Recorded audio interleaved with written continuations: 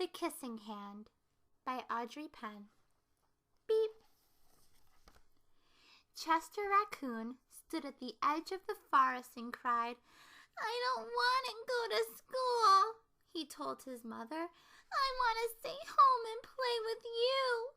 I want to play with my friends and play with my toys and read my books and swing on my swing. Please may I stay home with you?" Beep! Mrs. Raccoon took Chester by the hand and nuzzled him on the ear. "Sometimes we all have to do things we don't want to," she told him gently, "even if they seem strange and scary at first. But you will love school once you start." Beep! You'll make new friends and play with new toys, read new books, and swing on new swings. Besides, she added, I know a wonderful secret that will make your nights at school seem as warm and cozy as your days at home. Beep! Chester wiped away his tears and looked interested. "A secret? What kind of secret?" "A very old secret," said Mrs. Raccoon. "I learned it from my mother, and she learned it from hers. It's called the Kissing Hand." "The Kissing Hand?" asked Chester. "What's that?" Beep!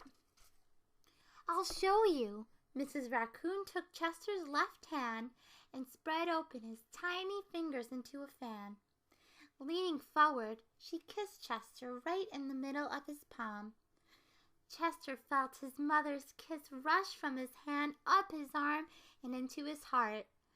Even his silky black mask tingled with a special warmth. Beep! Mrs. Raccoon smiled. "Now," she told Chester, "whenever you feel lonely and need a little loving from home, just press your hands to your cheek and think, 'Mommy loves you, Mommy loves you.' And that very kiss will jump to your face and fill you with toasty warm thoughts." Beep! She took Chester's hand and carefully wrapped his fingers around the kiss. "Now do be careful not to lose it," she teased him. "But don't worry, when you open your hand and wash your food, I promise the kiss will stick." Beep! Chester loved his kissing hand. Now he knew his mother's love would go with him wherever he went, even to school. Beep! That night, Chester stood in front of his school and looked thoughtful. Suddenly, he turned to his mother and grinned. "Give me your hand," he told her. Beep! Chester took his mother's hand in his own and unfolded her large, familiar fingers into a fan. Next, he leaned forward and kissed the center of her hand.